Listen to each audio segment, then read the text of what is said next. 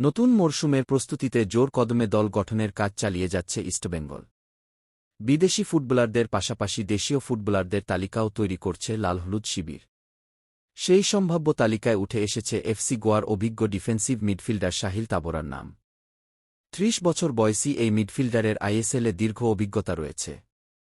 FC Goa, Mumbai city, Hyderabad এবং পাঞ্জাব এফসির হয়ে খেলার অভিজ্ঞতা রয়েছে তার। মাঝমাঠে রক্ষণাত্মক দায়িত্ব সামলানোর পাশাপাশি বল পুনরুদ্ধার ও খেলার গতি নিয়ন্ত্রণে তিনি যথেষ্ট কার্যকর। তবে গুরুত্বপূর্ণ বিষয় হল, সাহিল তাবোরার নাম ইস্টবেঙ্গলের সম্ভাব্য তালিকায় থাকলেও এখনও পর্যন্ত কোনো চুক্তি চূড়ান্ত হয়নি। ক্লাব এবং খেলোয়াড় দুই পক্ষের তরফেই এ বিষয়ে কোনো আনুষ্ঠানিক ঘোষণা আসেনি। ফলে এই মুহূর্তে তার ইস্টবেঙ্গলে যোগ দেওয়া নিশ্চিত বলে দাবি করা যাবে না। আগামী কয়েক দিনের মধ্যেই ইস্টবেঙ্গল তাদের দেশীয় ফুটবলারদের নিয়ে আরও কিছু গুরুত্বপূর্ণ সিদ্ধান্ত নিতে পারে। সেই প্রক্রিয়ায় সাহিল তাবোরার নাম শেষ পর্যন্ত থাকে কিনা, নাকি অন্য কোনো বিকল্পের দিকে যায় ক্লাব, সেদিকেই এখন নজর ফুটবলপ্রেমীদের।